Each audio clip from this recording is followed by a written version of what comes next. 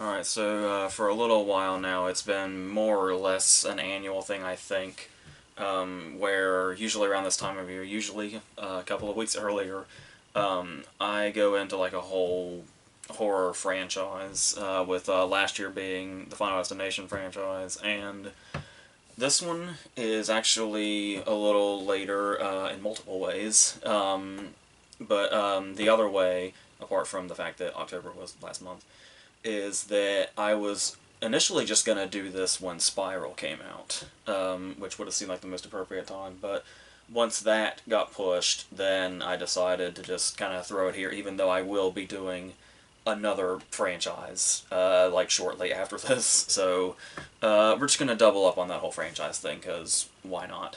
And the thing also is that two of these I've already talked about before, so I can probably just hopefully speed through those a little bit. I talked about the first movie when I did a versus with Hostel like many years ago, like around the time we were probably first doing this, and then of course I talked about Jigsaw a few years ago when it came out. So I'll just kind of retouch on those, especially since it's been many years since I talked about them, because opinions do tend to change sometimes, especially with this particular series where even before we go into the first one, the thing that really stands out about this series, that's kind of hard to say about a number of horror series, especially a horror series that is known for a particular thing, in this case, not only just the traps, but just in general, its very gruesome nature, and the fact that it's pretty much synonymous with that phrase, torture porn. But what makes this series so unique, I mean, obviously you can see it that way for sure. I don't think anybody's going to argue or nobody's going to argue with you if you say that, but it's so interesting how much of a connected story all of these are, that in such a unique way also, in the way that, like, it's one thing where, like, the first movie, one of the things that really broke out about it was its twist, and like the fact that it had multiple twists, but also just that one significant twist when Kramer stands up at the end, and usually that's the way it goes. It's like, oh, it had a big twist, and then it was like, oh, the whole thing was basically leading up to that, and that's what everybody talked about it, apart from the gore, or the traps, or whatever. But the fact that every new twist in every new movie sent us in an entirely different storyline, and different things that could be revealed in the next movie, and the fact that this continued for movie after movie, when, to my understanding, this wasn't even, like, intended to be a franchise, but we'll get more into how that happened when we get into the second movie, but, yeah, so just in general, I do think it's definitely, it's, I mean, I struggle to say this, but yeah, I guess you could say it's significantly smarter than a lot of people might think it is. The people that just kind of see it as like this constant gore fest, and it's like it's no different from, like, the slasher franchises from like the '80s, where it's just like the next movie is just a new set of people that get to die, and then that's the main connection. Where, like, the killer is the same connection, but even what's even interesting about that is the fact that we're talking about as of now, pre-Spiral, an 8-movie franchise where the main killer is dead by the end of the third movie, and while we do have the final chapter fake out that many horror franchises have, it actually does have a continuous storyline where there are not necessarily just different killers, but how they all kind of are in the same, like their little enterprise or something, and just it being all one connected thing. It almost feels like this franchise happened by accident, which is which is crazy, especially with how much money it made and how long it's gone on, and the fact that we're still not done with it yet. Now going into our Spiral will be the second movie after the final chapter, but still, obviously, we eventually learned that Jigsaw found a way around that. But as far as that being kind of the general thing, let's do what we typically do and go from movie to movie. Like I said, just starting with the first one, obviously, which, like I said, I touched on. I don't think it was too in depth when I talked about it last time, But it was just more of a kind of a general thoughts on it thing, and its sort of impact and how it compared to Hostel and stuff like that. And it coming out in that era that it did.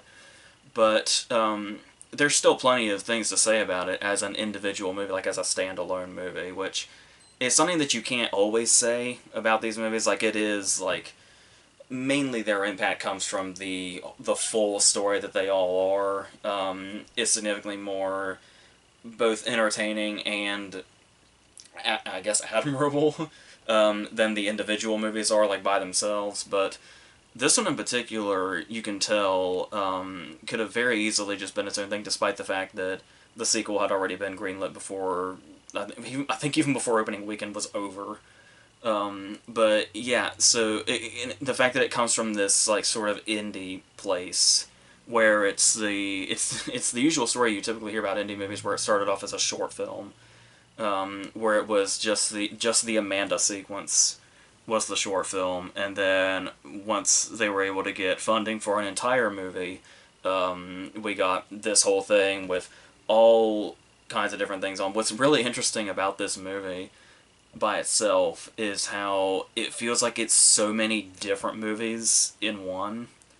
Where we've got the whole thing of Carrie Ellis and Llewellyn in the bathroom could really kind of feels like it could be its own movie or its own setup. And then we've got the whole thing going on with Zepp kind of looking in on Gordon's family and eventually taking them. And even though these two things are obviously immediately connected, and each one is the reason the other thing is happening, it feels like two different styles of movie. Where we get this real psychological aspect in the bathroom, whereas the scenes with Zepp stalking his family, and like specifically when he's in their house, feel much more like kind of a classic horror movie, like when the daughter comes in and says like, "There's a man in my room and he's talking to me," and we get like the shot of him in the closet. It feels like this really sort of like classic, person in the house movie, or almost like a ghost movie before you realize that it's clearly somebody like this. There's another interesting thing about this movie comparing it to other horror franchises is there's not even an ounce of supernatural in it. Which is getting more and more surprisingly rare. So I love that they really stuck to that, and it's something that never they never entirely like jump the shark with, as far as like how like outlandish it could get in that sort of sense. How it stays like the threat is always like one person or multiple people, but it's just the question of how are these people going to attack, and exactly how many of them are gears in this whole machine that's going on here. But the amazing thing about this movie is how much you can get that sense while watching it now, when this whole other franchise was not even a thing in hardly anybody's mind when this movie was being made. But it's like you do get the sense now that because if this were just a movie by itself, it could probably be easily dismissed with saying, like, there's no way, like, one or two guys could have done this. Like, one being Kramer, but two if you count Zepp. And it's like, as it progressed, it almost, like, makes the movie make more sense.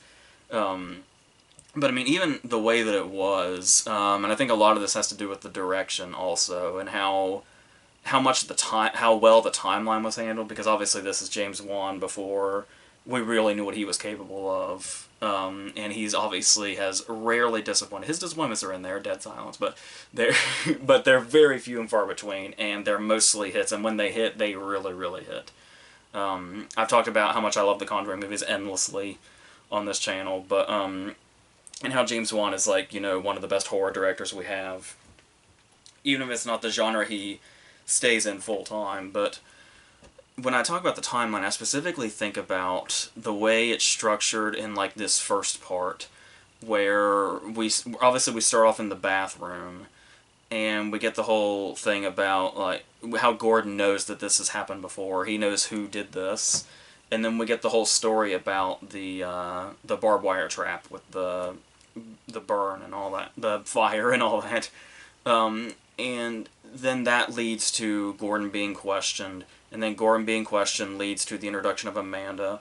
Then when we get to Amanda, we have the flashback of the reverse bear trap, and then we get that whole scene where we find out the dude is still alive, and it's its own thing. Like I said, it's the short film, and it's like how far back we've gone in reverse to show all these things. It's like watching like this twisted version of Memento or something, with how we're getting like all these moments like just going back and back and more in reverse to reveal all these different things, and then we end up circling back around to they're in the bathroom and Danny Glover's insane pretty much.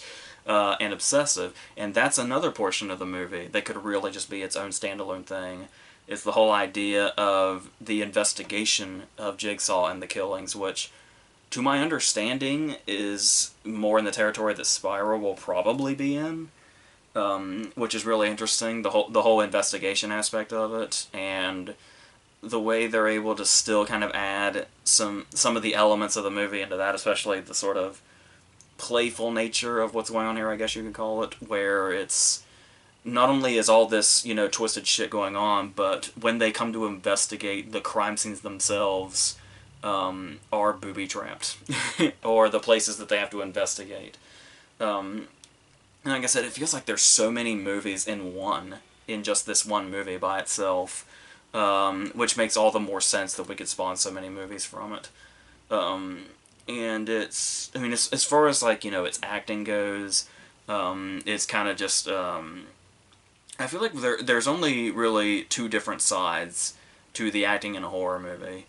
You can either get really incredible, amazing performances from horror movies, or there's the other side of that, where horror movies are more known for their terrible acting, especially for actors that are less well known, like people you'd see in a Friday the 13th movie or something.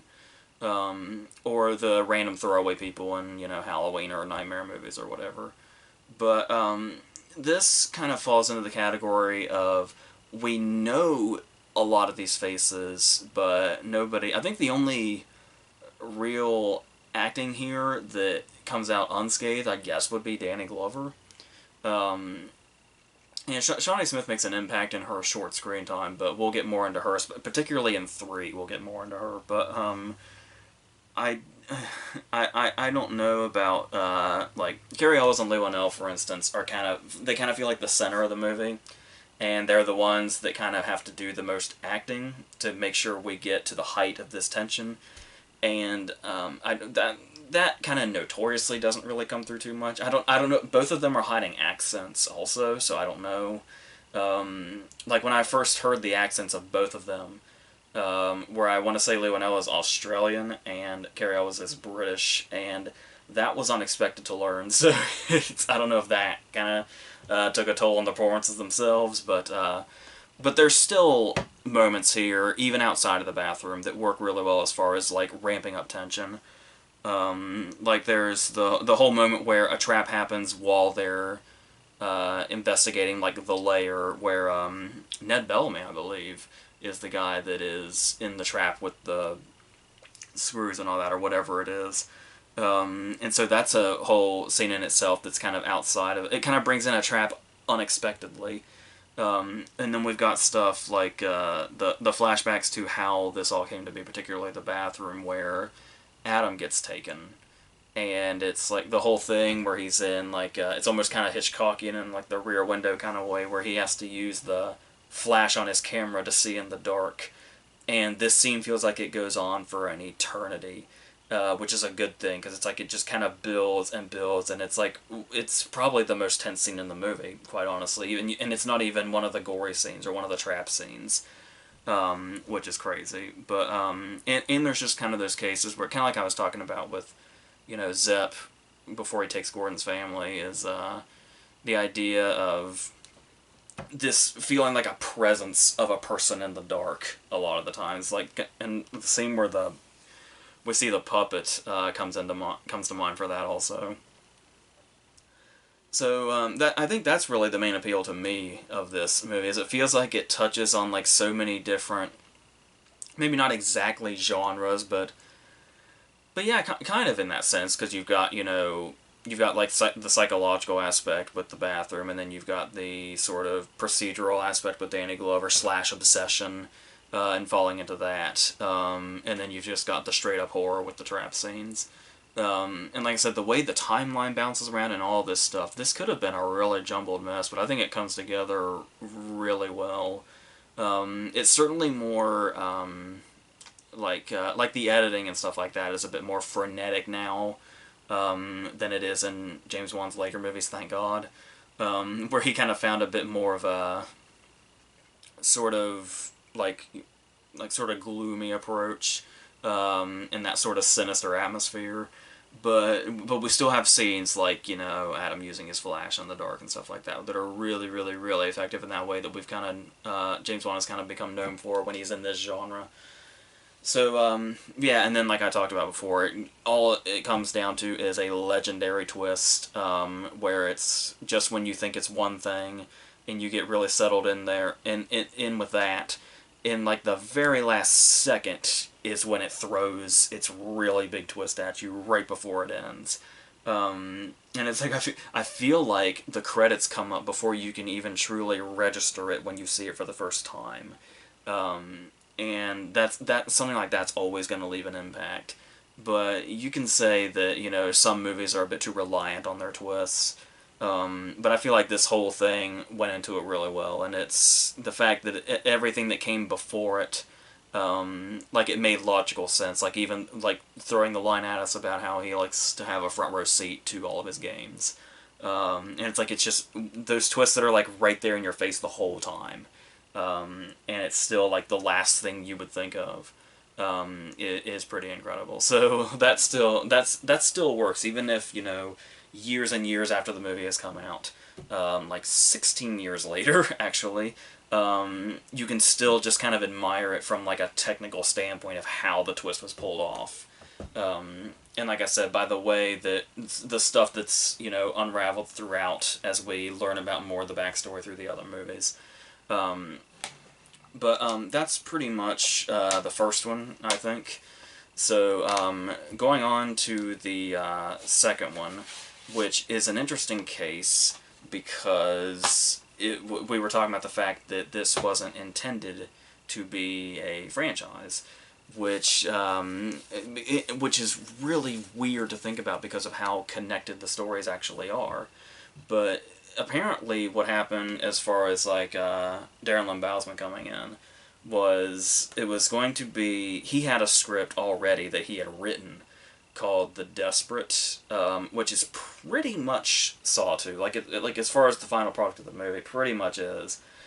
And he was trying to sell The Desperate, but then they were saying like it's a little too much like Saw, so, you know, maybe we can do something with it. And then it was like, well, why don't we bring, you know, Leo Whannell in, and he'll do some reworking to it, and The Desperate will just become Saw 2. And then you can direct that. To my understanding, that's pretty much how it went. So, that's, like I said, it's almost mind-blowing that they didn't even have a franchise in mind. When like I said, it came about by accident, pretty much. So when we look at this, we see that the tagline, "Oh yes, there will be blood," is still up for debate whether or not Paul Thomas Anderson was influenced by Saw 2 of all things. I don't know. It is actually a line in the movie, delivered with a very sinister and satisfied smile by Jigsaw himself. But as far as we go into it, and not necessarily wanting to do the exact same thing as the first movie, there's a couple of things that they do really right, really quickly.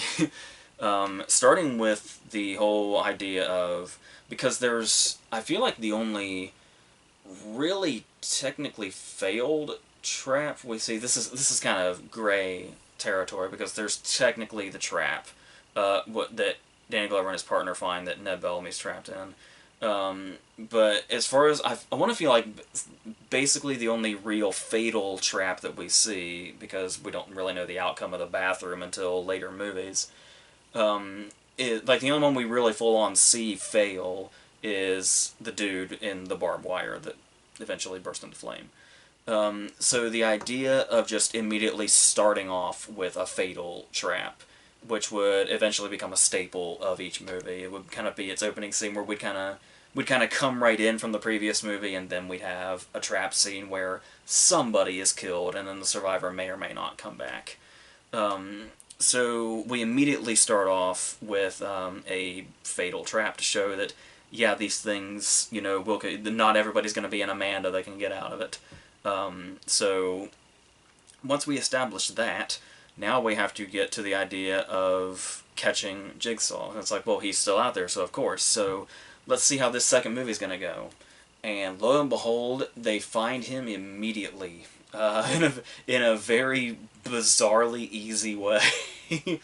But the trick is what's going to happen after they have caught him in these opening moments.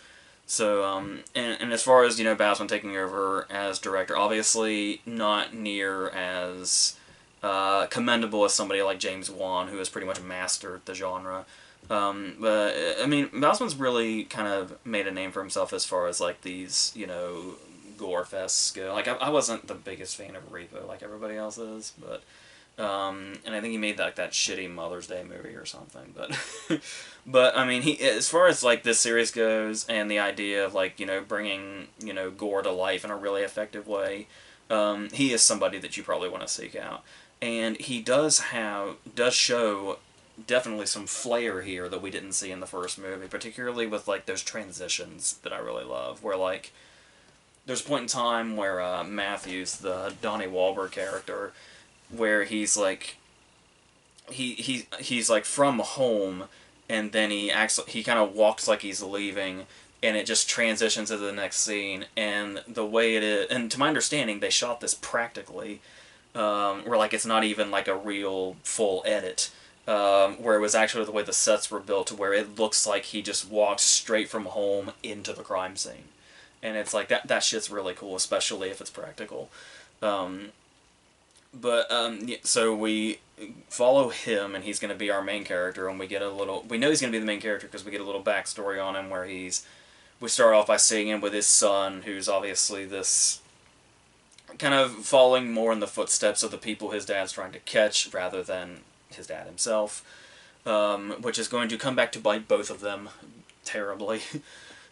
So what I really like about when they find Jigsaw is that we kind of get this really good look at the layer that we didn't really get to see. Obviously we got glimpses of it in the first movie, but it feels like we take the time to get a really good look at it when they first arrive. And then there's this moment that's may or may not be accidentally symbolic, where they have the monitors that are covered by that sheet or whatever, and at first glance it kind of looks really sinister because it looks like there's like bodies laying underneath the sheet, and then when they pull it off, it's the monitors, and it's like the fact that technically it is, because it's showing what was under the sheet was the future bodies in a symbolic way of the people that are on the monitors, because this is the trap that we're seeing, which we don't realize till later, may or may not be happening at this exact time or not.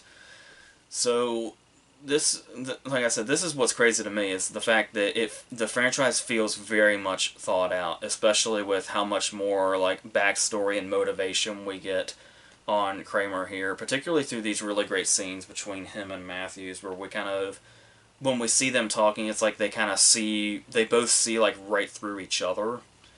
And there's actually this is where like the writing actually takes off in a way that's not necessarily just, hey, let's see how gruesome we can make the traps, or how gross can we get, or something like that. But it's like the idea of seeing Kramer's motivation, and the fact that he's like, the way he's going about confronting his own death and how he feels about that. Which is really interesting, because that kind of plays into what exactly is, I guess you could call it the main trap here, would be the fact that they're all poisoned. So the task in the actual trap is to find the antidote, but the thing here, or to get to the antidote.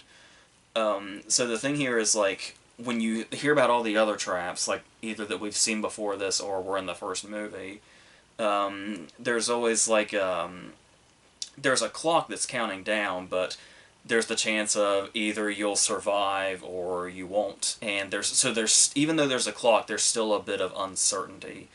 But the idea of it's the matter of what's going to happen after the clock stops. But the thing is while the clock is going in this trap, the poison is already in their bodies. So the thing about it is, it's like sort of in the way Kramer is. It's like they're literally like there's no uncertainty about it. Like if the clock should run out, if you run out of time, you will die. So when you look at the clock, you're basically looking at how much actual life you have left, unless you can somehow figure out the whole antidote thing. So I do really like the connection between what is motivating John right now and the fact that he's literally, like, the clock is ticking in regards to how much time he has left is exactly what's happening to the people concurrently that he has in this trap. Um, so and then this that also goes into the whole thing about how what was not something we really saw in the first movie that ends up becoming a staple later in the movies that we see here is like having multiple people in the trap, where it's like a full group. Like obviously we had two people in the bathroom with Carrie Ellis and they went out, but here we have like a whole group of people, which is something that we'll see more throughout the series, and it's the way they interact. And I'm kind of surprised.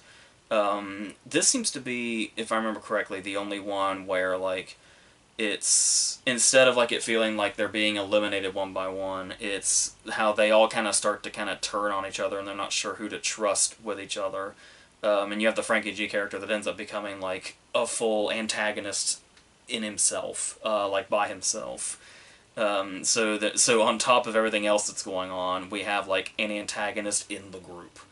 And I do kind of like that that's something they went ahead and because it's kind of the most obvious thing. So it's like they just kind of used it and then they moved on from it.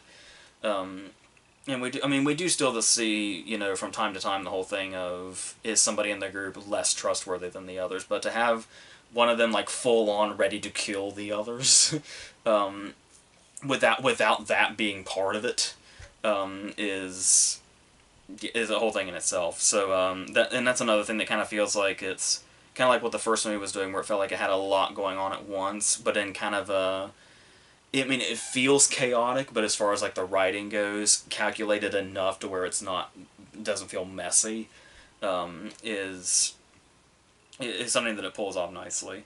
So, but obviously this also goes into the whole thing of this is because obviously this is like significantly. It feels as impossible as this might seem. It feels like grimier and wilder than the first movie. And so, even with all of that unpleasantness, because this movie is, like, extremely unpleasant. I feel like this is probably one of the more unpleasant of entries of the whole franchise. Because everything just feels, like, dirty and disgusting, in a way that is obviously, consistent. But this one really feels like it really went all in on that. But, obviously, given the franchise we're talking about, that's, I guess, a compliment to a degree. But the fact that all of this still stems from the person causing all of this is doing it from what they believe to be like a moral standpoint that we've seen in other serial killers in movies like John Doe in Seven, but here in particular, I have heard that a lot of people do see a very heavy Seven influence in the franchise, and I'll bring up, there are a couple of moments in particular in the franchise that do give me serious Seven vibes, but this one in particular, it's more just kind of like an in-spirit kind of thing, and I do think that it's, like I said, the way we really get into John's mind, the more and more we go back in the movies, and the more backstory we get, that really starts with this movie in regards to just how much we can see of where he's coming from, and not only that, but his actual emotions about it. Because a lot of, serial killers, if you want to call John that, I guess, I probably would. But obviously the whole point is that it's like a kind of a gray area. But a lot of the serial killers who have that moral stance will just say, this is my moral stance, and that's the end of it. But the fact that we get more and more of an emotional core to John, the more we go into his story, is interesting. He still feels very kind of almost kind of in the surface level area here. It's definitely later that we get more and more about like the emotional core of him, what he was like before the events transpired that got him to this point. But there is the whole thing where he, as far as it's his moral nature, if you want to call it that, when he tells us exactly what he intends to do with all this, when he words it as testing the fabric of human nature.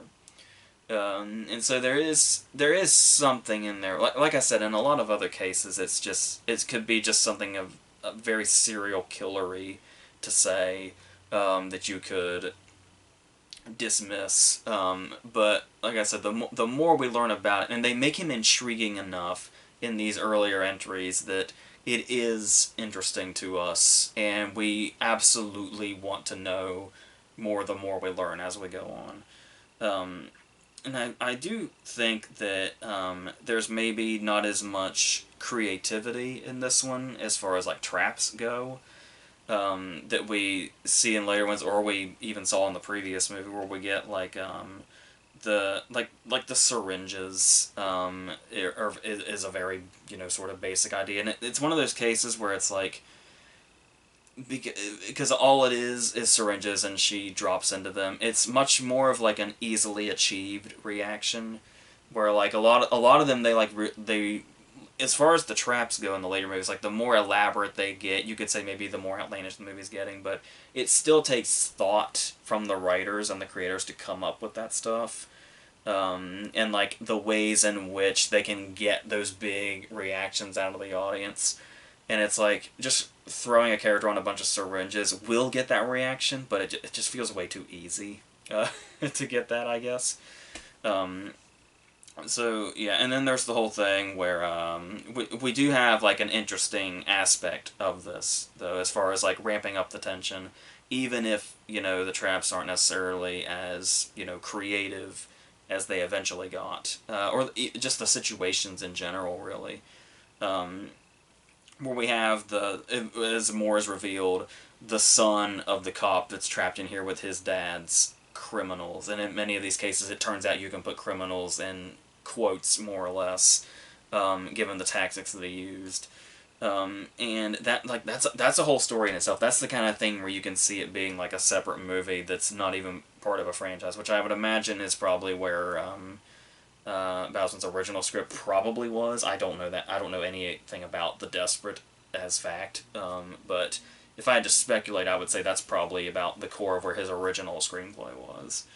Um, and like I said, there are cases where having multiple characters is great in regards to like some of their interactions. Like there's especially in one case where somebody says something that really genuinely makes you feel just how trapped they are. Like when one of them nods off, and then when she wakes up, she says, "Oh God, this is the second time I've had to wake up in this shithole." And it's like just that whole thing where it's like you like when a situation feels like a nightmare, and then you wake up from it, and it's the biggest relief ever. And it's like this is just like a throwaway line from a minor character, and it's like to imagine being in that character's perspective, and like as you're like waking up in that haze, it almost might feel like this was just a dream, and then you're still there. That's like a really scary aspect that's just kind of there in the background, and just kind of comes and goes as a line. I find that really effective also. So as it goes on, eventually our twists are revealed. How we have not necessarily been watching this as it's happening, like in real time. There's the whole thing of where exactly is his son located, and then ultimately leads to him getting trapped in a similar fashion. And the bathroom makes its return and all that, and we kind of come in a bit of a full circle. And then the whole idea of Amanda, who's just seemed like the seasoned veteran at this point, is now much more than that. And so it's like it takes the concept of the first movie's twist, where it's like just when you think it's one thing, it turns out that it's this other thing. We were saving like this really, really big one for last, and then this second one in particular really planted the seed of it's you go in knowing there's going to be a twist, which could potentially ruin any other movie. But the question is not only is it what is the twist, but how many are there and just how deep is it going to go? And which obviously eventually becomes a recurring thing throughout the series, and probably one of the main things that kept people coming back was like, sort of like the way people kept going back to Shyamalan movies, where it's just like, alright, so what is the twist going to be? And you go in thinking that, but it's like, it's harder to guess the twists when there's eventually so many of them. But like I said, they're so ingrained in what the story is and are pushing us in a particular new direction that it doesn't feel like they're just doing it for the sake of it. Like, it always ends up progressing the story in some way. I love that they can pull that off. And like I said, that's probably where a lot of the appeal of the movies comes from. Because a lot of people, if you tell them these movies are appealing to you, probably have a lot of questions, particularly why. And I feel like it's stuff like that where it's a lot more, the whole series itself is a lot more clever than it probably gets credit for, as far as being able to conjoin all of its movies into the gigantic piece that it is as a whole. So as we go into the third one, which I believe was the first one I saw in theaters.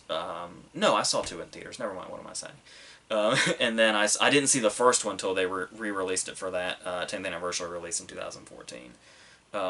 So the correct thing is the fourth one was the first one I didn't see in theaters. So there, I was all confused there for no reason. So we still have Leigh Whannell writing, which is kind of a comforting thing, because it is the thing where it's like you might be a little worried that they didn't always have a franchise in mind, but the fact that they have the dude that kind of helped conceptualize the whole thing, along with Juan, is still here and is the one that's kind of helping piece these together. Even though I believe this is the last one that he worked on as a writer, but by then the series kind of found a bit of a footing that it was able to jump off with the other people working. But we'll get more into that also, how the kind of background players and the production kind of come forward a bit more as the series goes on. And it might not be just them, it might also be people on screen as well. But yeah, so we come back, and the big question is Matthew's going to suffer the same fate as Adam, where the next time we see him in the franchise, is he just going to be a corpse? Or is it going to be a Gordon situation where we're not quite sure where he ends up? Or is it going to be we just pick up right where we left off with him? And I remember it being kind of secretive whether or not Donnie Wahlberg was going to be in the movie, and yes, as it turns out, immediately we just pick up right where we left off. And eventually this takes us into the territory that many of its audience members will have come here for, which is, what are the next drafts going to be and how elaborate are they going to be? Because like I said, while the second one was kind of maybe a bit more lackluster about the creativity in that aspect, how much are we going to amp that up now that we're in the third movie of this? So this is where debate probably comes in regards to these movies, where it's the whole sadistic nature of it. And I was kind of touching on this before, but now I would really like to, especially with some of the stuff we see in here, because there's some stuff that can seem excessive in the gore factor just for the sake of it. Like, when I remember the first time when I saw it in the theater, the scene with the rack was always like, that is just so fucking unnecessary to be that unpleasant. But you take that into account, and I've had this not really a debate, but a conversation with people before about the way gore is utilized in movies and about whether or not it's gratuitous. And while there are certainly a lot of movies with a lot of gratuitous gore, the thing that always strikes me about it is that when you see gore in a movie, because usually, what started this conversation was the idea of what's the worst overused trope in horror movies? Is it too much gore or too much jump scares? And it's like, because jump scares are really lazy, because all you have to do is make a really loud noise. But with the gore that we see and like the trap scenes in this movie, especially the way they take off in the third movie, is that these are all effects. So like the fact that everything is fake, which means that it had to be created, and it's like some of the these horrific things that we see had to be conceptualized and brought to life physically with these, various, prosthetics and blood effects and gore effects and all that stuff. And there's so much like talent behind the people that do that. There's so many people that work in the industry where that's their thing. Like that is the thing that they do best. And it's like I said, these movies would not be as effective. Like the way people see the gore in these movies and look away because it looks too real or it's too unpleasant. It's like you're inadvertently really complimenting the person that made that effect. And so I think there's a lot to be admired in that, even though completely understandably your first reaction might be total and complete repulsion. And it's like, good God, whoever made this is a sadistic piece of shit. Like, why would anybody do this?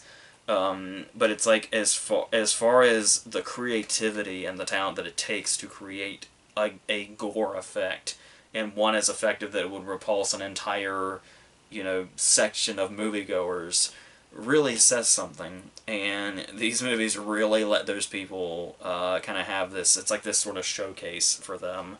And so basically that's the thing where it's like the more you're repulsed by these movies, the better those people are doing their jobs. Um, so maybe it is, a little sadistic to a degree, but we all know it's all fake, so there's that too. But obviously that's arguable from movie to movie, but here, the fact that it's basically kind of the centerpiece of the whole thing, there's certainly something to be commended about that, especially with how it has to get more and more creative from movie to movie about how it does that. But with all that said, what's really interesting about 3 is while all of the traps are extremely unpleasant and brutal, it's some of it is without gore. Like there's something that could be just as repulsive that's not, like bloody insides and, torn skin and all that weird shit. Sometimes we have the girl that's freezing. And it's like the fact that these movies can be known for the gore aspect, but the way they kind of go outside of that, there is something like I said. I know, it can all sound insane. If that's the frame of mind you go into these movies with, yes, anything like this is going to sound insane. But the fact that it does feel like they're kind of mixing it up a little bit and not entirely relying on gore, which is where the creative factor comes into it. To where it actually looks like somebody said, how can we do that without, completely always resorting to the gore effects that we have at our fingertips. With that said, there is another side to this where let's use really realistic, disgusting, repulsive gore effects for stuff that may not be killings or may not be traps. Like there's the whole surgery aspect with Jigsaw in this, when his brain is being operated on. That's probably some of the most disgusting shit in this whole thing, but it's like, if I remember correctly, in any other case, the MPAA would jump all over you for that, and you would get an NC-17 because it's way too gory.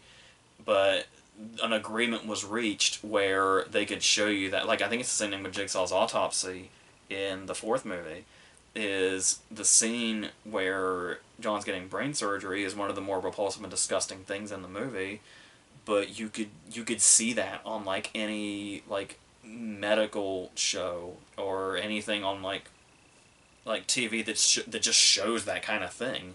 When in that case it's real and this is fake. And it's like they actually kind of found a loophole in the MPA to be able to show those scenes in as graphic detail as they do, because they're more or less they're medically accurate enough to get by. So I find that really interesting, and that's another case where it just shows you how commendable it is for the people that work on this stuff, to do it that convincingly. Where the more repulsed you are, the more it means it's working and doing its job. So we do start off with another trap, as we usually do with the whole the chains trap. But then before we've even really started, we also get something really major, which is the death of a returning character. Carrie, the Dina Meyer character that has been around since the first movie. And what's interesting is this is kind of it would be a shocking thing, but we're going to have to get used to it, which is very interesting about this series. So, and that's the kind of thing also where it's like, to do that before it even starts, they throw so much at us before the plot really kicks in, the whole Angus Mafadian plot, where we get kind of, I mean, obviously it's not the same thing at all, but it gives me vibes of the story we have with Gordon, where we have the guy that comes from like kind of a broken family, or at least a dysfunctional family. In this case, a bit more extreme than just, Gordon being a douchebag and being neglectful. One of the family members has actually been killed, which is obviously going to tie into this when we get to the rack scene. So it's a character coming from this very emotional place and already feels very extremely reckless before he's even in the game.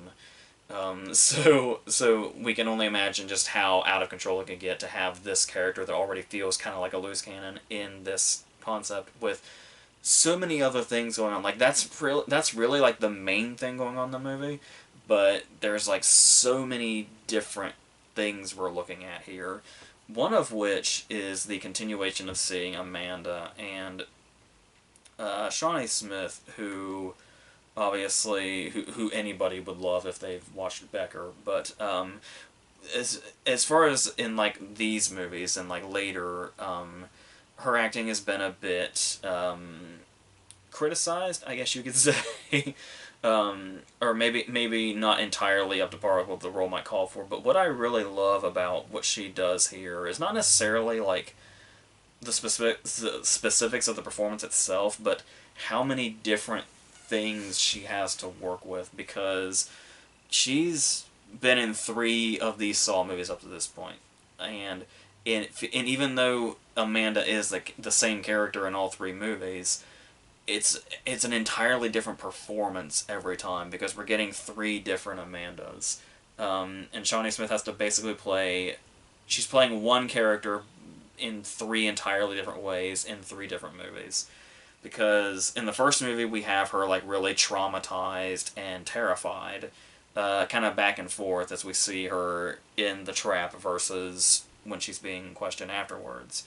And she does play that very well, where she's like shaken to her core and you get the sense of just how extreme the situation was before we even see what happened. And then I was talking about in the second movie, after that, she's obviously going to be much seasoned and much stronger, and tougher, and she seems like that character, kind of like how we talked about the transition that Sigourney Weaver did from Alien to Aliens. Where she went from final girl in a horror movie to sort of almost action hero-like, or at least seasoned, in Amanda's case.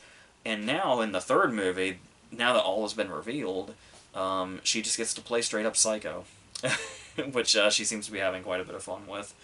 And the whole thing of like, is she even crazier than Kramer? She's certainly more like kind of, I guess, reckless. Be the case where it's like, well, he's got that sort of moral line that he goes by. It's like, is that in her or is it not? We obviously learn more as the series goes on, but yeah. But then as we did in the first movie that I talked about, we did so effectively. The going backwards is what makes these movies really interesting, and kind of getting to come full circle and see how some things came to be that we otherwise didn't know yet. particularly her and John's story and that transition from when she got out of the first trap to what happened afterwards and her attachment to him. And it's like we get so many pieces of this story and so many background elements. It's like there are some cases where we could say like we're introduced to something in one scene, and then in any other case we could kind of put the pieces together ourselves and say like, oh well, I guess this must mean, you know, she was here for this or she was here with that for whatever. But they give us so many pieces. They could really be reconstructed and give us a full story with no implication of anything whatsoever, just straight up explicit about everything and what how all the pieces fit together, leading between all three movies up to this point. And that might seem like it's too much, but I actually kind of love that. Like it's almost like it's the same kind of thrill of getting like a behind the scenes look at something like a really elaborate movie scene or something, and then you can see like how it was made. That it feels like we're seeing that in this movie from the scenes that we already know from the other two movies. Like specifically how the bathroom was set up, and then the aftermath of that. And what's really cool about it is when we get the information, like when John was laying on the floor in the first movie, it was he slowed his heart rate down first, and then when we see like you know Adam's corpse in the second movie, we just assume that he just rotted away in there after a while. We don't realize that Amanda actually killed him.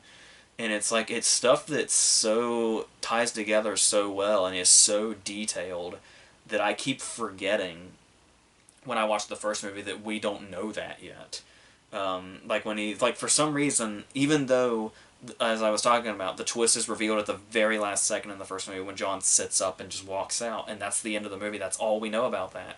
I keep forgetting that we don't know yet that he was able to accomplish that because his heart rate was slowed down.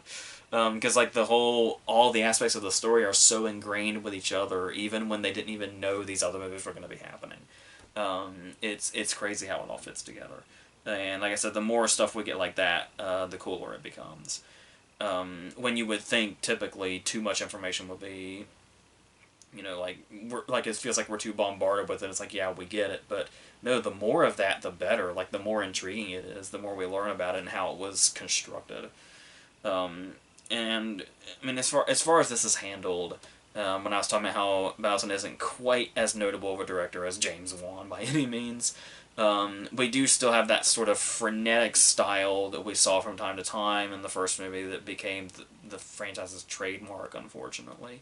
So we get like you know the most probably the most annoying montage in movie history of her preparing the surgery for John when it's just flashing with every move she makes.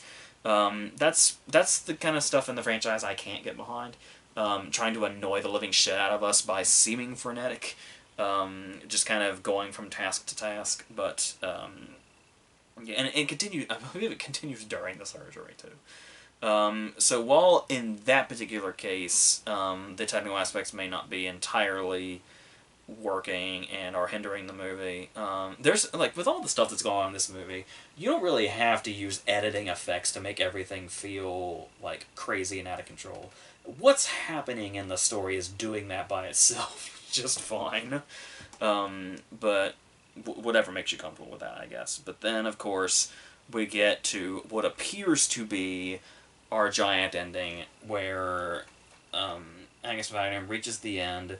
Things are revealed about who is who in this scene, and then everybody but him dies, including Amanda, including John himself, in like this really big fashion, and it all comes together, and it's like with everything we learned about how all the traps were set up in the first movie, and him and John and Amanda's relationship, and how everything comes here, and then they're both dead.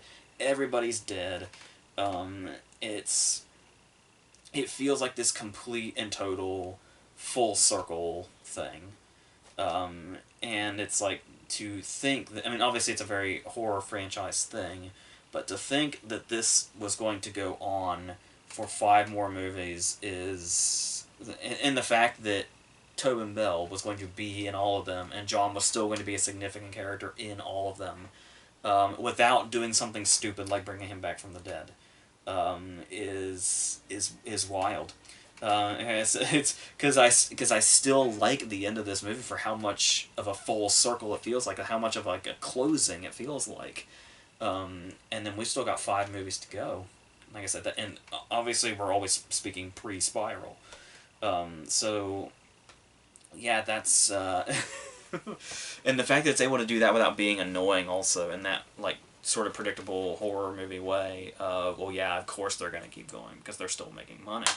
But no, they still had ideas up their sleeve, which is crazy. So this is when we get into the interesting cases where the entire design of the DVD cases are the slipcover. Like, without the slipcover, it's just a blank case. And the disc itself is the background, which is very nice. So, going into 4, it might seem like a danger, because 3 had such a full circle ending. Lee Winnell is no longer working with the writers. It's new writers now. It's yeah, and I remember going into this kind of cynically, like, well, there's really no reason for this. Is this like I'm kind of done with the whole Saw thing? The end. But then we see just how much else they can pull from up their sleeves. And the thing that immediately draws you in, I think, is once again, we're doing the whole thing where we open with a fatal trap. But what's interesting is this, to me anyway, this isn't necessarily just, opening up with a trap, hey, because that's our trope now. The trap that this opens up with, the one with the winch in the mausoleum, to me is one of the more intense traps of this entire series. Like, I still get extremely uncomfortable watching this scene, because I don't even remotely want to imagine being, like, obviously you don't want to imagine yourself in any of these traps, but this one in particular just kind of scares the shit out of me, and I really don't like it in a good way. So then after that, we continue on with our story exactly where we were, and now we talked about, like, the character of Carrie and how it's shocking when a major character, well, not a major character, but a returning character from the other movies just straight up dies before the movie's even taken off. This was kind of the start. When we look at Rig, this was kind of the start of us really starting to realize how this franchise is like. Watch all of the background characters. Watch all of the characters that seem like they're just kind of there just to be there, because anybody could suddenly become a major character that's like ends up being the lead in one of the other movies. And that's another thing that's really intriguing. Like, I feel like the actors in this movie, like Costas Mandylor or Lyric Bent, who plays Rig, I can only imagine they must have been thrilled to like if they didn't know ahead of time that they were like graduating from, hey, I was the guy who was in the background for a couple of scenes, and now suddenly you're the main character. And that's another thing that feels like just really unique to this franchise, and really cool and like unexpected, how you can just never, like, I'm really trying to think of another franchise where it could be like any one of the side characters could become a main character next, like as regularly as this series does it. But this one really takes off with it because obviously the reveal of Hoffman comes from this one. So now we're still dealing with Matthews, but now he's kind of in a trap of his own on the ice. Which is another one of those. This movie probably has some of the most terrifying traps in it, because I don't even like to think of it. I don't even know that I've ever actually fully watched the moment of Matthews' fate, because it's just too fucking gruesome to me. Of all the things we see in this movie, it's 2 blocks of ice that get me. And we can all kind of laugh to ourselves thinking about the fact that Donnie Wahlberg, of all people, spends the movie on the block. I think somebody even says those words. I don't know if it was intentional or not, but it's there. But anyway, we're talking about Bowsman's direction before we go into how much bigger and creative the traps get. Some of those great little transitions come back in where we have like when we see like Hoffman and he kind of seems to walk into a scene that's just Rig at home, and then there's this great moment when it's the scalped girl, I think, it almost seems like she's like thrown physically into the next scene. um, so the stuff like that, it's not. I'm glad. I want to say I wish they were there more often and that creativity was there more often, but at the same time, it's like I'm really glad they don't overuse it, because that would be really easy to do once you find something really cool and creative to do. So they do avoid that, which is nice. But talking about what are they gonna do with John?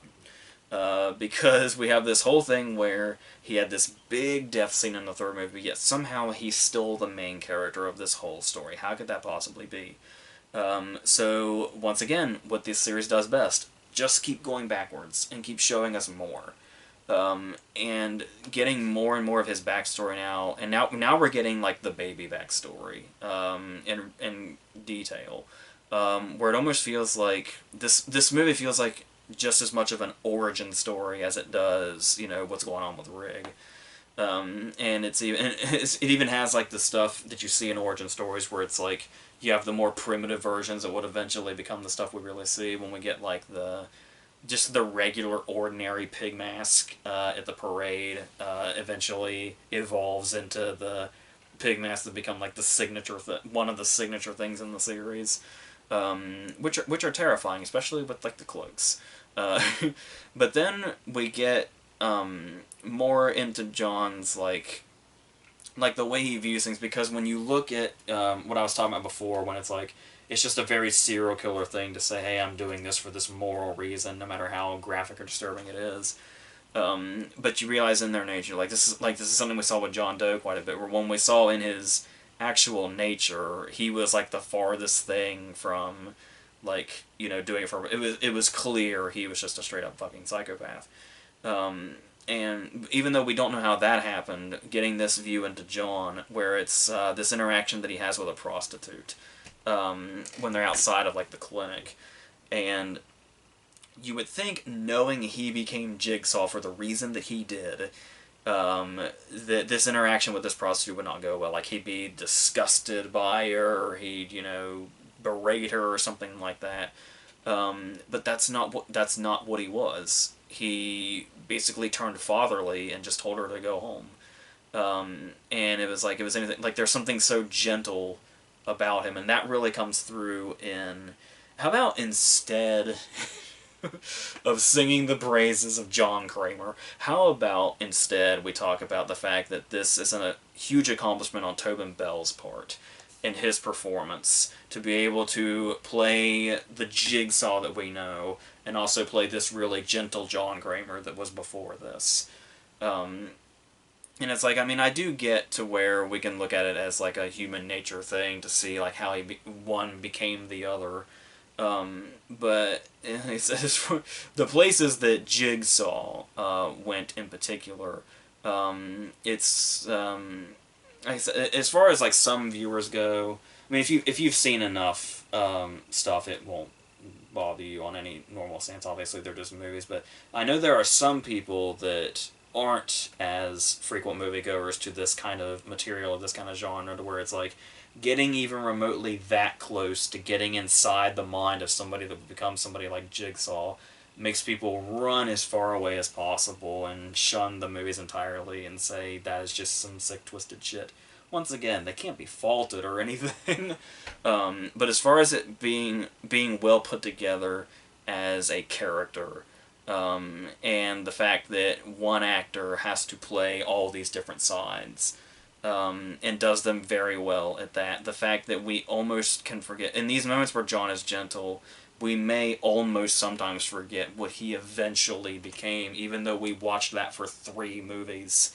And all the sadistic shit that got more and more sadistic as it went. Somehow these scenes where he's gentle John before everything went to shit work. When the odds are almost entirely against that happening, somehow it works. So and I guess also talking about that double-sided thing, when we get to these areas where we usually have two people in a trap, and they're both usually people that somehow got themselves here, depending on how John Kramer feels about how they were living their lives. So we have the whole thing of the abusive dad and the mom that did nothing while he was being abusive, and it's the whole Spike thing.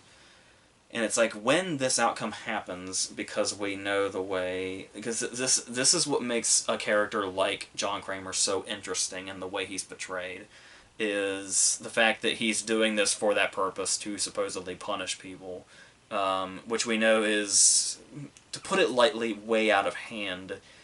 But now we have to turn to ourselves as the audience, to where it's like, when we see something bad happen to the abusive dad in this trap, knowing what that character is, where are we as an audience if we get satisfaction out of that? Like, are we that fucked up as well?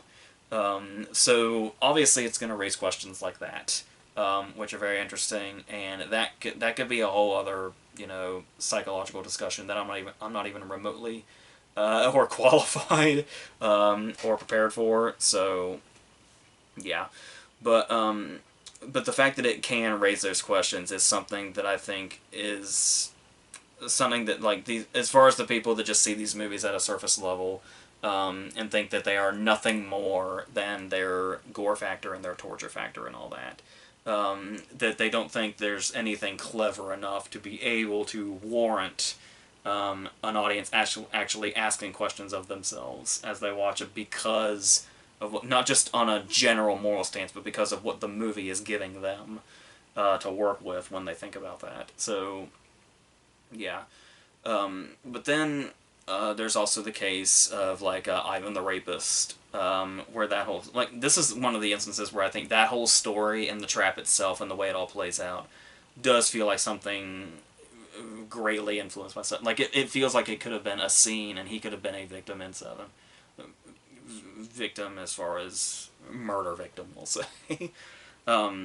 Because obviously he's an extremely twisted character, and that's that whole, moral ground we've been in the whole time of human nature and all that. It's, like I said, it takes you all those directions you may not want to go down, and whether you commend the movie for that or shun the movie for that, it's going to entirely depend on how you go into this stuff, I guess. But with all that said, as far as us getting to the finale, and this is another case where I think this movie in particular really excels. This is an unbearably intense finale, and like I said, there's so much stuff getting thrown at us at once. We've got Rig and what he's doing, and we've got this whole thing of, like, the Matthews is gonna be killed if Rig comes through the door, and then the whole thing that this is Art in another trap, Art who we saw at the beginning, and then we got a bit more on who exactly he is and what exactly he was doing with John and his connection there, and then the fact that he's kind of the Zepp of this movie, and then all of this happening, it's revealed that the third movie, the previous movie, is happening simultaneously with this one. And there's so much happening here all at once, and then eventually, and like, as far as, like, the more drawn out it is, the more tense it is, because I could see in a shittier movie it getting very tiresome of him going, like, through hallway after hallway after hallway, but like I said, the fact that we know what may or may not happen on the other end, or if he reaches a certain point, or even what's going to be around the next corner, because so much is being thrown at us at once, now it's like God knows what's going to be revealed next. It actually does make it more tense. Instead of feeling it's drawing it out for the sake of drawing it out, it does feel like it's getting more and more intense and scary as it goes on, and you're not quite sure where exactly it's going to end up. And then we just kind of crescendo when it all happens at once. And then after that, once again, in true style of the franchise, there's one more thing to be revealed, the fact that Hoffman was never in any danger, and that Hoffman is yet another accomplice, which brings us full circle to the opening scene of John's autopsy where he finds the tape, and we realize in a brilliant turn of events that we have circled back around to this instead of that being the immediate continuation of the events of 3. So, I mean, yeah, obviously it is the immediate events after 3, but also of 4. So, and that's wild. So, um, so that is obviously very much to be commended, and like I said, it's got that horrible, terrible demise of Matthews, which, like I said, as far as doing away with characters that were at one point major characters, and they can just be dispatched like that, with our new lead characters who also may not last themselves. So you never quite know how many movies a character is going to make it through. As soon as they're really prominent, or if they start off prominent, they may fall off and just get a demise like this. So, yeah.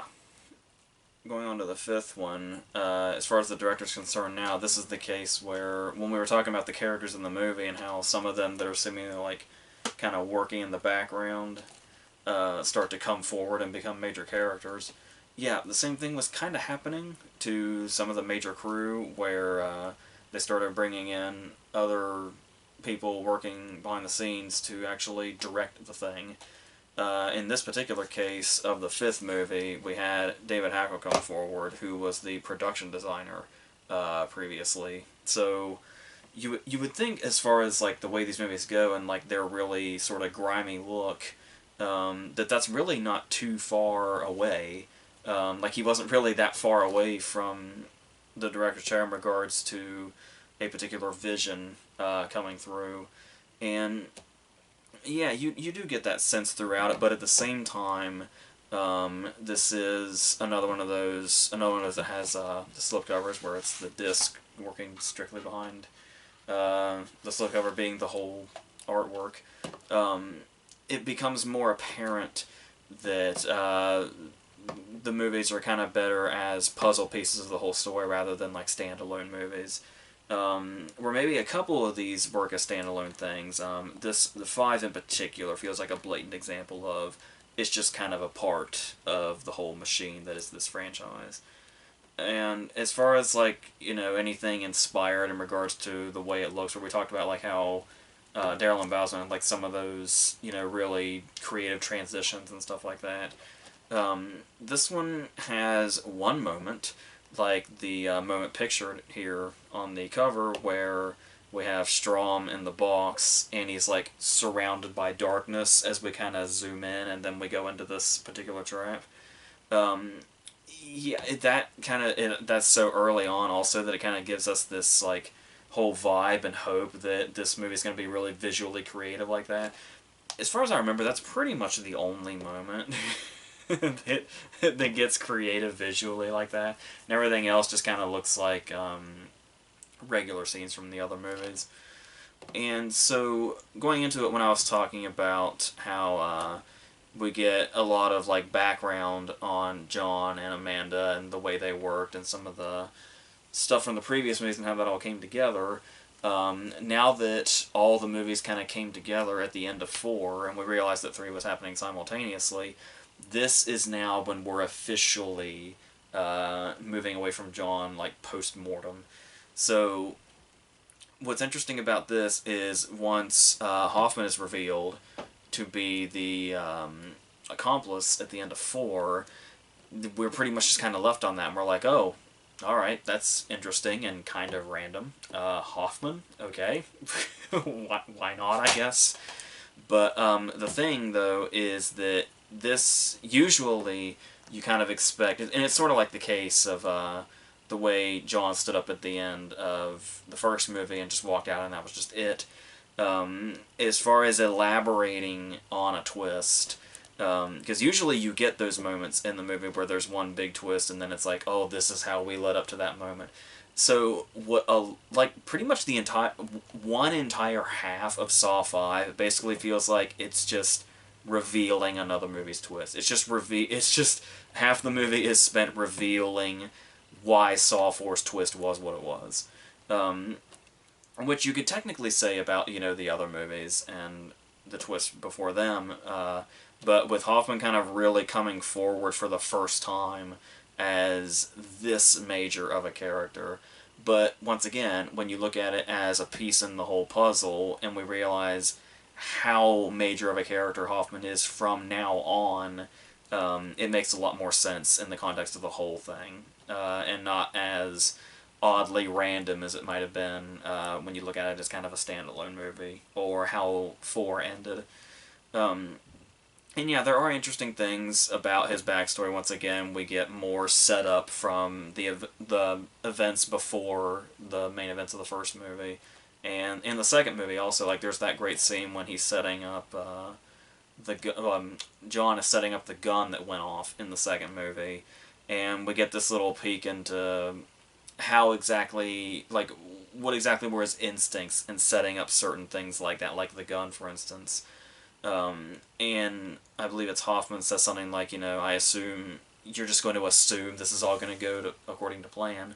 And yeah, that's probably what you would it's almost like it's addressing something people would have thought about when they were watching the other movies, where it's like, yeah, all this, like, plan, like, how did he know exactly it would go exactly as it does, in the way we see in the movie. And his response is basically that there isn't exactly a plan in full for all of the items that go into it. He just anticipates possibilities, which basically gives us the idea that when we say, oh, how is this all going exactly as he set it up, there may be stuff we don't know about that never went off or never got used that was set up. So it almost kind of expands the world of what else there could have been, and how it's not as simple as he just assumed everything would, like, characters would do this specific thing to make this specific thing go off, which more often than not would just have to be a random occurrence. But then it puts it in our minds, like, so how there could be plenty of things that are set up that we never know about. So it's and that could be giving it the benefit of the doubt, but it's a fun kind of path to take anyway. It makes it more interesting and more like all the settings, all the more threatening that there might be stuff we don't even know about just lurking, waiting to go off and kill somebody. um, and the fact that John kind of puts a disclaimer on saying, there's no real plan, only I just kind of anticipate possibilities. He also kind of puts that disclaimer in that, but there are rules. And it's like, it's more so the rules that are set rather than an exact plan of what lethal thing is going to potentially go off. Which is a good look into him, which is nice when we have it, because I would say one of the downfalls of this movie is we were talking about how intriguing of a character John is and all the different things he makes us think about in regards to his actions in general and the person that he used to be versus who Jigsaw is.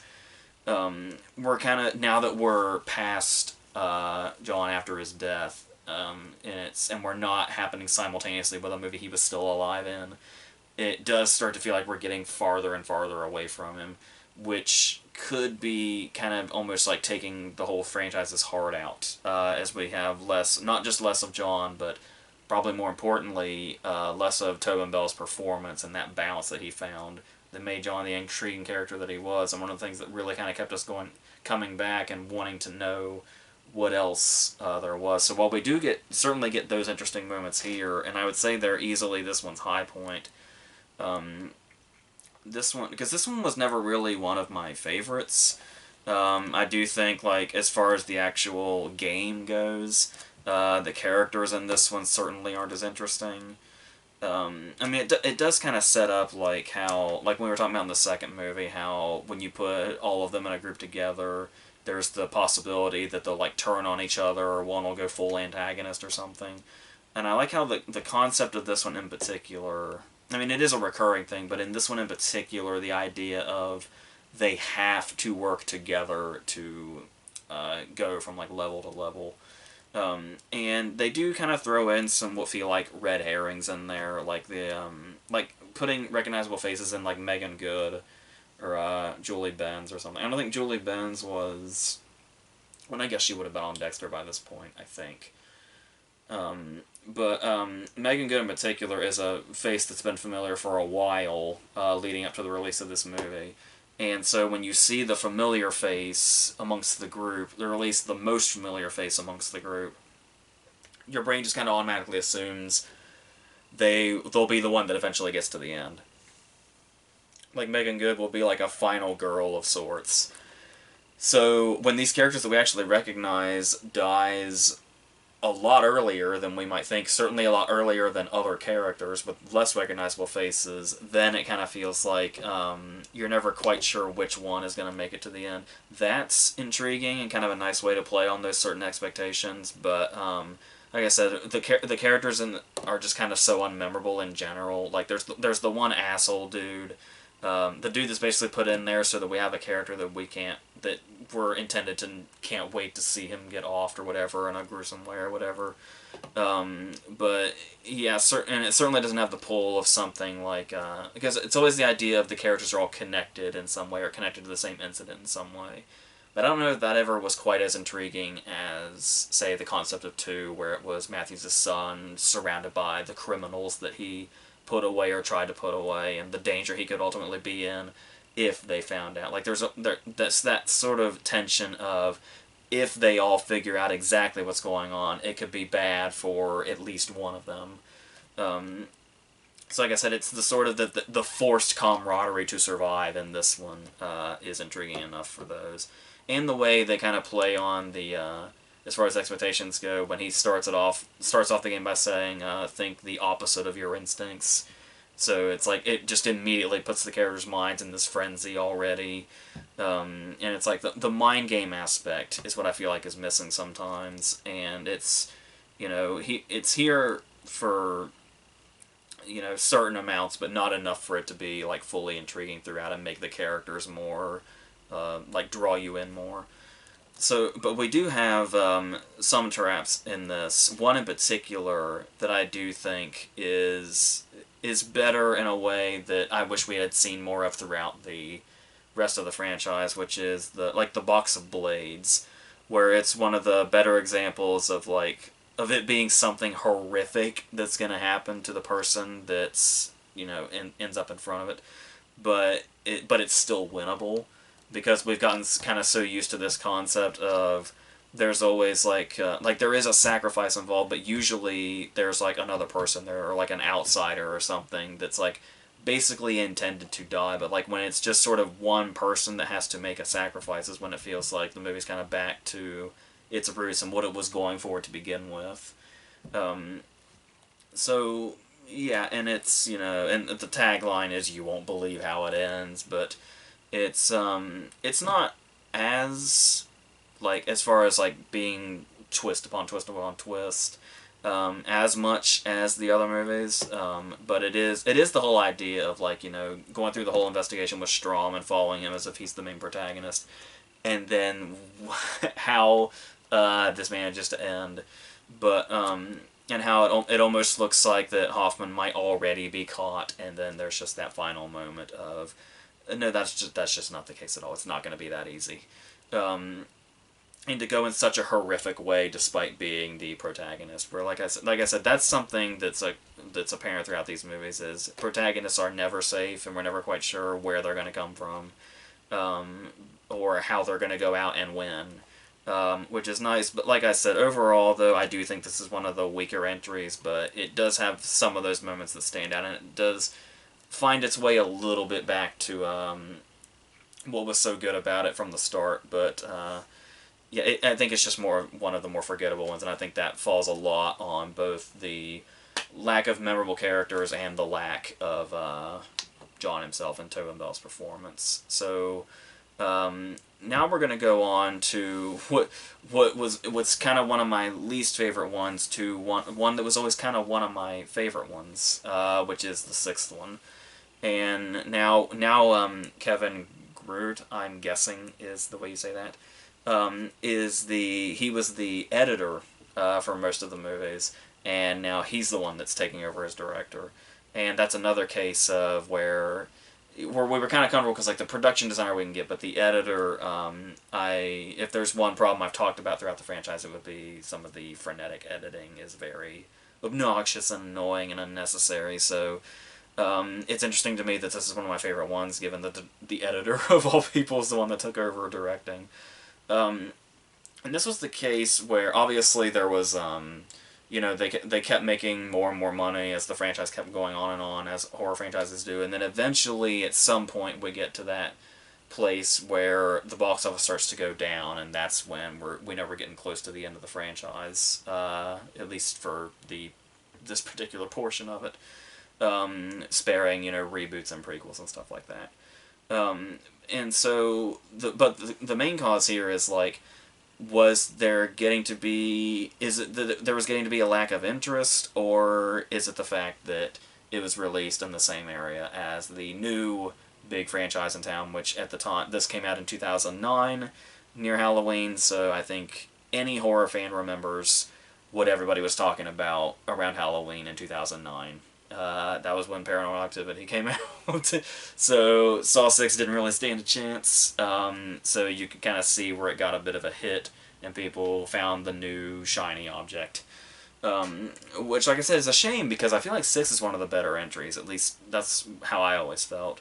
Once again, we go right where we left off with Strom's remains. Which is absolutely fucking disgusting, but as I said before, absolutely fucking disgusting is a compliment when you're talking about this series. But before we pick up right where we left off, we have another sort of prologue that is another trap. And in this case, we have Tanidra Howard from the winner of Scream Queens. I don't know how, I feel like it was popular at the time. The the competition show on VH1, I think it was VH1, where they had the whole competition where like Shawnee Smith and James Gunn and others put all these actresses through these horror exercises, and the winner of the competition, as they whittled it down, got a part in this movie. And when you watch that, Tanidra was definitely the best out of the bunch. And I remember it being apparent in the very first episode. It's like, well, she's absolutely gonna win this for sure. And I love that they gave her just more than a trap scene also. Like, it's only like one other scene, but she really handled it well, and she really proved herself being in an actual movie. So, and what's really interesting is that she came from a show like that, and if I remember correctly, her backstory was that she didn't really have much of an acting background, like, at all. And she probably gives, like, the best performance in the movie. Like, period. With the exception of the scenes with Tobin Bell. But actually, there's a few recognizable faces that pop in this that are new to the franchise that weren't in previous movies, like George Newbern being the character that sets off kind of the whole thing, when he's the character that's denied his healthcare not because he has cancer. And then there's Darius McCrary, who works in the office, who's one of the people on the merry-go-round, who obviously we know from Family Matters. Devin Bostick, Roderick himself, is the person that is the... well, he's part of the twist. We'll say that, but we'll get to that point. But what I think I really like about this particular movie and the traps in it is that, while we've talked about before how the gore is to be admired from an effects standpoint and the way they're able to pull that off, what I really love about this one is how much suspense is put into the traps. Because usually it's like, because you're kind of so, like, it has its own amount of tension about how gruesome it's going to get, and maybe the characters will get out or maybe they won't. And there's always going to be a suspense there, but I like how, particularly suspense-based the traps are in 6. Because you have, like, the one with, the one that kind of starts it off with the air and the vices that are squeezing them. And the way this scene is played mostly in, like, complete silence. Unless the vices are, like, slowly squeezing in the way that they do. And there's, like, and also, like, the creaking is really in there. Like the way it uses sound without like the big music playing and stuff like that, and how it kind of really drags them out. If I remember correctly, the roundabout, the merry-go-round trap, I think is the longest trap sequence in the franchise. I think there's one in Jigsaw that might give it a run for its money, but not near in as effective of a way, because you don't really realize how long the sequence is because it's so because it's so suspenseful and there's so much going on and there's so many lives at stake in it. Where it's like usually a trap is there's one person that could potentially get out and one person that potentially dies, or it's one person in charge of two lives and one life will be saved and one life won't be, which is another trap we see in this. But the merry-go-round trap, well, both, is six people are put in danger, and we're told that we're under the impression that only two of them will end up living. So not only is that where we have more people involved in this, but the head games that can come into it also, where the way that one of them tries to trick him into saying like, hey, I'm pregnant, you can't kill me, even though she may or most likely not be. And you have just all the characters kind of going at each other or going at him, depending on what decisions he's making. And what's interesting about this also is the fact that we have a character going through the game that we learn through the George Newbern scenes is a character that we really don't want to root for. we just really don't. But that they still manage that suspense by throwing in all the other characters and all the other lives into it. Still makes it as suspenseful as it needs to be, which is really great. And like I said, really, it's the tension and the suspense that goes into this one makes it feel less. I mean, there's certainly some harrowingly gruesome moments, but I feel like it's so suspense driven that it doesn't feel as like wrapped up in the gruesome factor as a lot of the other movies are. Which is kind of like I said, that's absolutely not to say that it's not there. It absolutely is, but it felt like they were taking sort of different approaches and kind of expanding their horizons a little bit in some of the directions they went in this one, I thought, anyway. And then there's, like I said, talking about with the George Newbern scenes, that brings in the whole sort of how much this movie apparently has to say about the whole healthcare situation, particularly in the scenes with John, and why the guy going through the game in this movie is the character that he is, in the profession that he is, after the decisions that he has made. And it's like that's basically what like the entire movie is, as far as a theme goes, which is very interesting. But then once again, we're eventually going to get to another twist, and I always thought this one was particularly well done in the way they set it up, because it could be. I guess it could potentially be seen as something that's like blatantly manipulatively done in regards to that his family, the main guy's family, is in danger here if he doesn't finish this. But the question is that we see two different groups here, and when we hear the word family, we just automatically assume a wife and a child. And the whole movie just lets us run with that.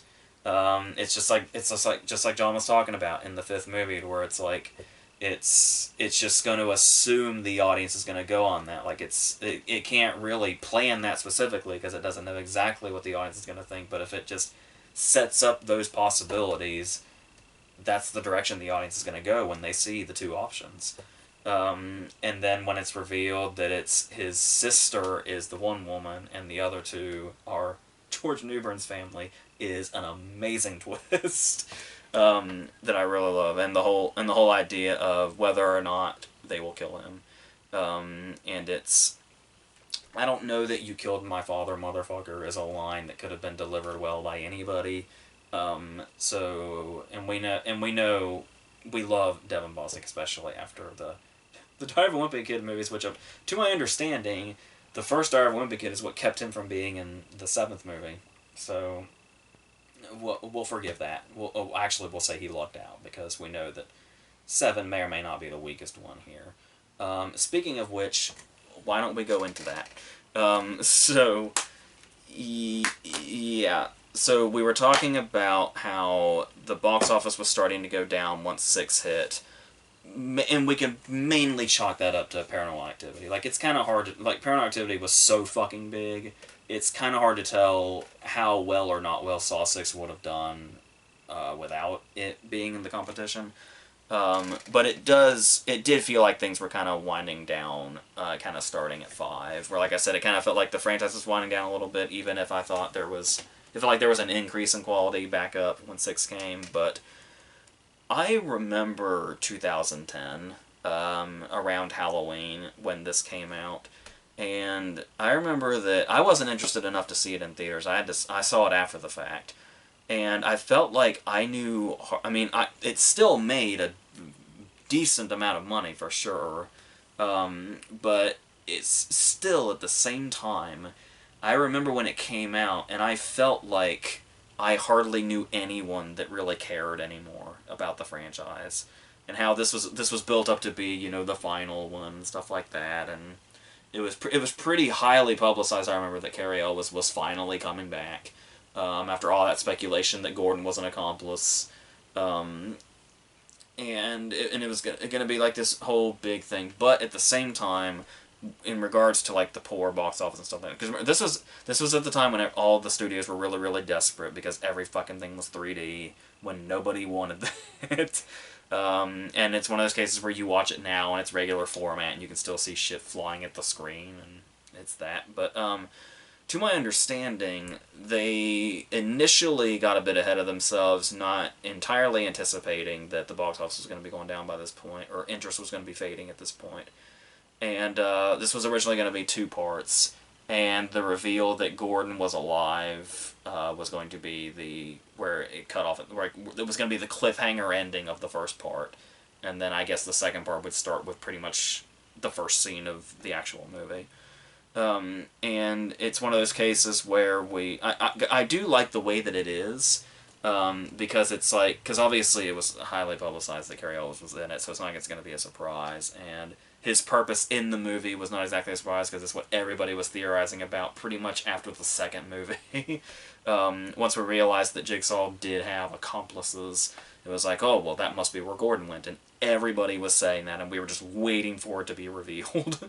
But I do like that I feel like it's much better for the movie, the movie's dignity, what little it has, that they didn't try to stretch that out because they knew that we knew.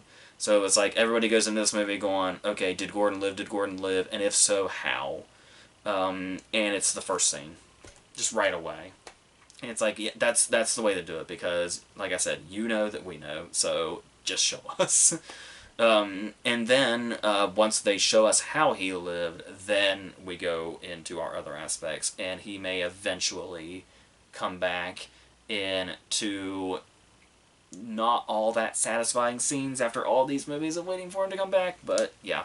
So, when we get to the opening trap, we do have an interesting setup here that we have not yet seen in the franchise, which is a public trap. Which is a very interesting idea. And, of course, a probably not-so-subtle allegory on the audiences themselves and us watching them.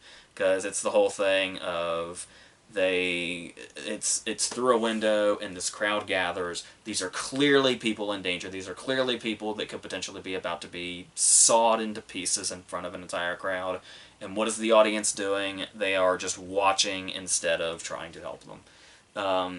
Thus looking like us, the audience, just watching torture and violence and gore happen, and just going with it. So, like I said, not particularly subtle, but I do like the very twisted idea of a public trap. So that's definitely the case, and it felt like a very fresh way to start the movie. Like if of all the trap choices you had that are in this movie, and you had to choose one to start the movie, that was the one. So, they did that well. And we do have some other traps here, some of which were apparently held off. One in particular is the garage trap, where we have our second winner of Scream Queens, Gabby, who, if I remember correctly, was not a particularly popular winner. Not near as popular of a choice as Tanidra was. And I have no idea if this is true or not. It's something that I've always heard, but I Googled it and I didn't find anything. So it could have just been a rumor, but you'll notice that Tanidra got a couple of big scenes in Saw 6, and then she got to come back for a scene in this one, because she's good. And while Gabby didn't seem like a popular choice to win the second season, she is put in this role in the garage trap, where her only role is to die in a very gruesome fashion, but nevertheless die. And if I remember correctly, unless I'm misremembering, she does not have any lines. Like, not even one. She's just here to scream. And the rumor that I had heard, that I cannot confirm in any way whatsoever, is that she initially did have a bigger part, or at least a Tanidra-sized part, but she didn't live up to the expectations of a winner of the show, so they just gave her the part of a screaming victim with no lines. That's what I heard, but like I said, I have found nothing to confirm that, so that could just be bullshit. But, yeah, and apparently this garage trap was so incredibly gruesome that they held off on, like, it was going to be one of the earlier movies, but it was considered too disturbing, so they just did, they either said they were going to cut it, or they said, we'll just hang on to it, and clearly they hung on to it, because here it is now. And yeah, I can get that. It is one of the more gruesome traps in probably the whole franchise. Gabby's demise in particular, I don't even, did her character have a name? I don't know. But the way she's just like ground into nothingness is, I can't deal with that. That's another one of those scenes I have to watch with my peripheral vision, if at all. And yeah, but once again, you know, every time you say a scene is way too gory or that you can't look at it at all, in this series, that's a compliment. It's a compliment to its creators. So, there is another well-done scene in this, but it's another case of, I'm not sure if it's well done, or if it's just because we've seen so many poor versions of it, that a decent one will be considered pretty good. That is Jill's dream sequence, when Hoffman, the first time, and not the last time that Hoffman kills her in this movie. So she's got this whole sequence where she comes out of the police station, and there's like, if I remember, there's like snow, and then it's like the bike, or my memory's getting vague, but and it obviously ends up being a dream sequence where she's put in this giant trap and killed, and then she wakes up. But what I really like about that, and why I think it's better done than dream sequences in other movies of this sort, is that dream sequences in horror movies typically play out like they're any other scene, and there's like nothing done visually or anything to suggest it's a dream, because they want to have the fake out moment of like, oh, it was just a dream when she wakes up. I like the fact that it actually looks and feels like a dream in a way. Like there's a certain haziness to it, and a kind of surreal quality to it, leading up to the very graphic death scene that does end up just being a dream sequence. So I do like that they actually made it feel dreamlike, rather than just using it as like some big fake. I mean, obviously it's there to be a fake out, but once you know it's a dream sequence and you go back, it does feel like just a dream sequence. So I do like the way they did that. And as far as other characters go, there's really only one addition here that's worth mentioning, which is obviously Sean Patrick Flannery. And it's and you talk about the quality of these movies, as far as like the way they tell their story and how they all piece together, and how the writing and the construction of it's more clever than one would think to give it credit for. When you look into stuff like, why would Chris Rock want to make Spiral, or like Sean Patrick Flannery showing up in this one, is because they were fans of the franchise and they like sought it out.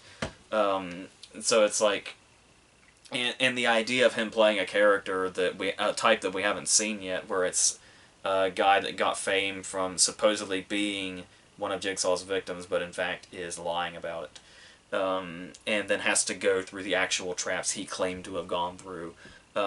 is a really cool is a really cool aspect of the movie and a cool idea. And it probably would have been a bit cooler if it was earlier in the franchise when he probably would have gotten more screen time and there was more into his game that was part of it. But because we're basically trying to wrap everything up now, his storyline's barely here. He's just kind of a this is the structure of the franchise, so we have to have somebody playing the game in the background. But this is more or less just kind of showing how eventually Hoffman's going to reach some sort of downfall, and him dealing with Jill and that back and forth and all that. Because honestly, they're barely dealing with Gordon. He's just here to basically tease what we already know going in, that we knew years before this movie even came out. Yeah, so I really wish that could have gotten a bit more time, because I do like the concept of his character, especially like the only real scene we get of John when he like confronts him at the book signing and basically like blatantly hints that he knows he's lying.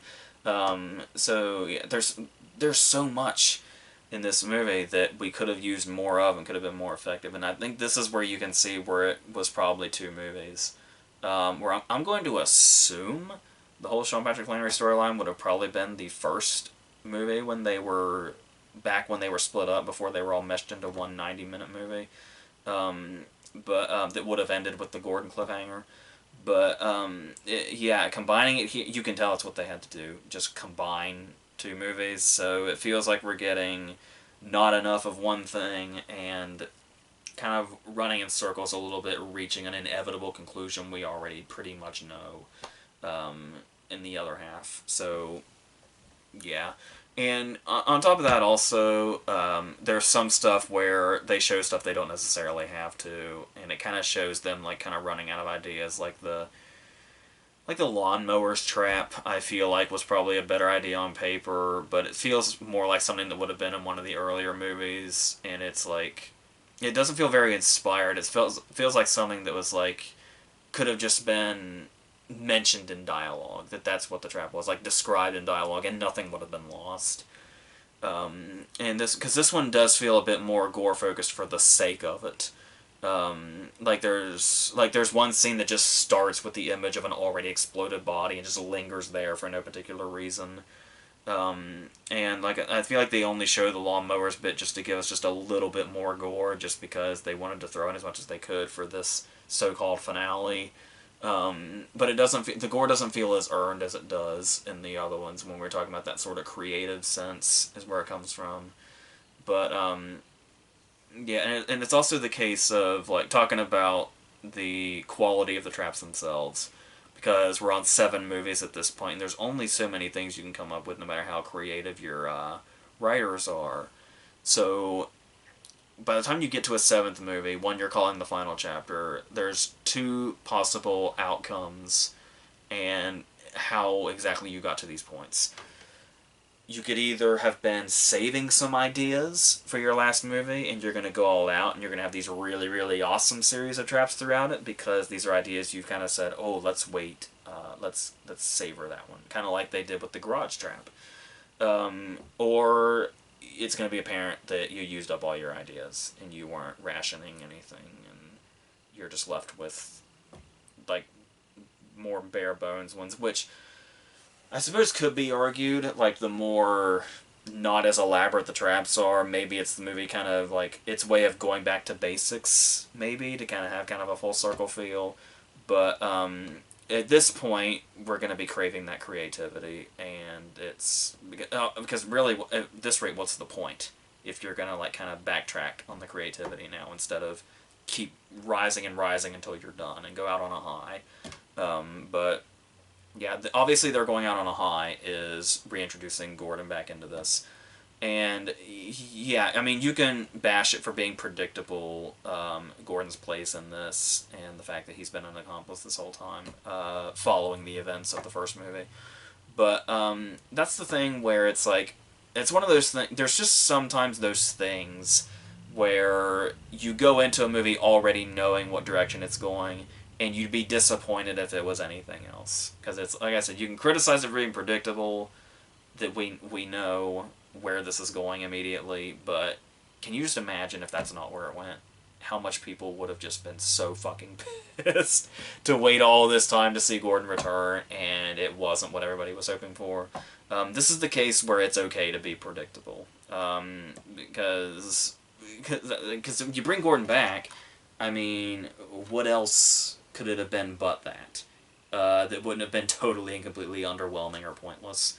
Um, so yeah, so it's an underwhelming final chapter. I mean, to their credit, as of right now, chronologically, it still kind of is the final chapter, for the most part. But yeah, it's still one of those cases of, I feel like the stuff that was much more interesting was the stuff we were getting less of. But yeah, I guess if that's the best they could do, trying to combine two movies together, it's something. But maybe they could have. I guess they really, some higher up really wanted that specifically 90-minute runtime. Like, I think it is. Yeah, it is exactly 90 minutes, not 1 minute over. So yeah, so I guess they kind of just dug their own grave with that. But at the same time, they might have gotten a bit too ahead of themselves, and they weren't expecting Paranormal Activity, and they weren't expecting the box office to be going down yet. They were going to try to keep milking that as much as they could, but once again, it still made decent money. But as soon as higher ups see a decrease, they're like, all right, we don't want to lose anything, so let's just, even though these movies are so cheap by comparison to other big budget movies. The profits had to have been astounding on this when you look at the actual numbers, but yeah, the second they smell audiences semi leaving, let's go on to the next cash cow. So 7 years later, we have Jigsaw, and yes, the question that kept going on was the question that was happening when Saw 4 came out. Was, alright, what can you possibly do? Because Cary Elwes isn't coming back. That would have been the big question. Was, okay, is it going to be about Gordon now? No, Gordon is nowhere to be found at all whatsoever. Because I think that was even Cary Elwes' condition to come back for 7 was it's going to be the only time, and it's got to be like a big finish for Gordon.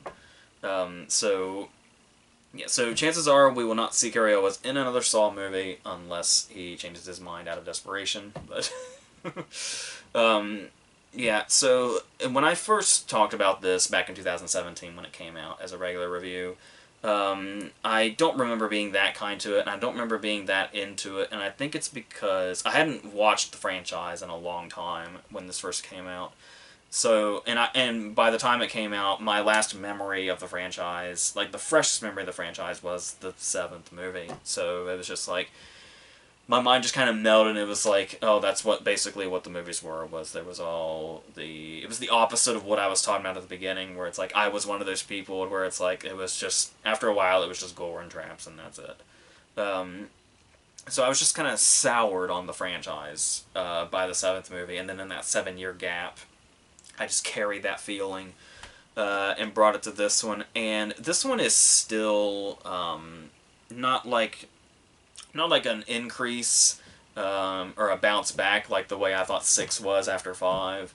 But it's not terrible. It's better than I remembered it being when I caught up with it. And we still have some really great scenes here. I love some of the fake-outs, like, obviously when you realize it's a movie of fake-outs. But in particular, that jogger scene is really cool, because it's like, the movie's pretty much already fully in play, and then we get this scene of this jogger coming out, and we follow them, and it's built up to where you think this is going to be like a new character, a new major character that's being introduced into the story late. And all her purpose is to introduce what we're seeing in the scene. It's like this really big sort of production to show off the dude hanging by the bridge. And so that kind of thing is really cool, to kind of fake the audience out like that. But apart from cool and creative decisions like that, yeah, it's pretty much more of what we would expect. We've got a group of people. There's even the first bit when they've got like the buckets on their heads and they're chained to the wall and going to the saws. feels an awful lot like the first trap in the fifth movie. So it almost feels like we're kind of in redundant territory, but there's a lot of complaints like that that make more sense once all is revealed. And whether it still works after that, I guess it depends on the person and how you feel about that. But once again, much like my problems with 5, just a lot of unmemorable characters in this one all grouped together. There's one comedy relief guy, because of course there is, who's not very comedic or much of a relief. But we do kind of split up in regard how like they interact and how they relate to each other, is going to be a key here, I guess. But it's, once again, just feels like more of the same. But I do think it's interesting that early on in this game they are told to confess, and that's it. We don't know who's guilty of what, or what they need to confess to, or if what they're confessing to is the secret that John is talking about or not. And this is the way we get their backstories. So it's like, that's kind of a decent way to go around having to do exposition in as smooth of a way as possible.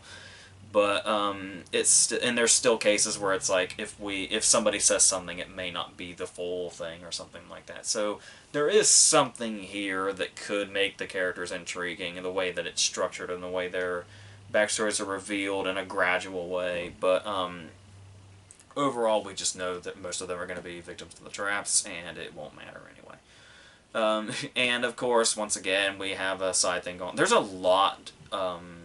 Structurally, this feels a lot like the fifth movie, which is not promising, since I said it's probably one of my least favorite ones. The fifth one was, because we do have an investigation going on the side, and it's not really as interesting. Like I said, the characters aren't as interesting. It feels like it's bouncing around between a lot of different characters, and while that's annoying, I do like that it feels like it takes a long time for us to know for sure who eventually takes the place of as the main protagonist. And the way some characters are introduced, because that jogger threw us off. We're never quite sure if we're looking at a character that's going to be a major character, a minor character, or just a passerby that has nothing to do with anything. And so meeting characters throughout the movie always feels like a roulette of whether or not this person's going to be somebody or not. So there is something clever about that, but for the most part it does feel more like sort of fireworks just to throw off the fact that the story doesn't really have as much as some of the other stuff does, or have as intriguing ways to like reveal who the characters are and build tension through who they are in relation to each other. So it just kind of feels like we're going in circles on both fronts, on both sides of whether it be the game or the investigation or whatever. But there are some clever moments. I think the needles thing in particular is really clever, where it's 3 different needles with 3 different things in it. One's like an antidote of sorts, and one's like an acid, and then there's another one. Or saline is what one of them is.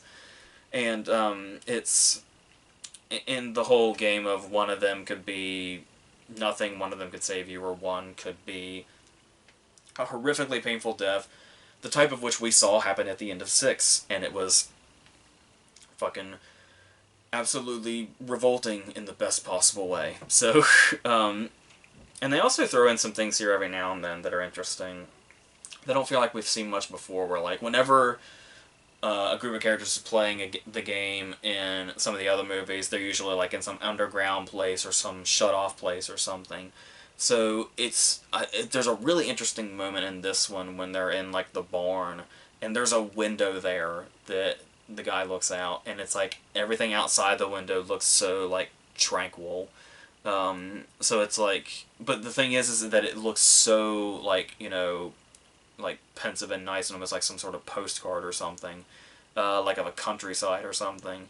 It's like, it's kind of that so close but so far kind of feeling, where it's like, it if in any other case it would feel like a sort of sanctuary, like that's where freedom is just like right through this window, but they can't get there. And it's like the difference between what's on the outside and what's on the inside is so like far away, yet there's only a wall blocking from one place to the next. So stuff like that, just little things like that, can go a long way, even if they're only shown once or twice. But then we get to cases where even if we do get wrapped up in, like, you know, the tension of the traps or something like that, this movie has a very bad habit of cutting to the investigation in mid-trap, instead of letting the trap scenes play out in full and let their tension build up as much as they can until they peak.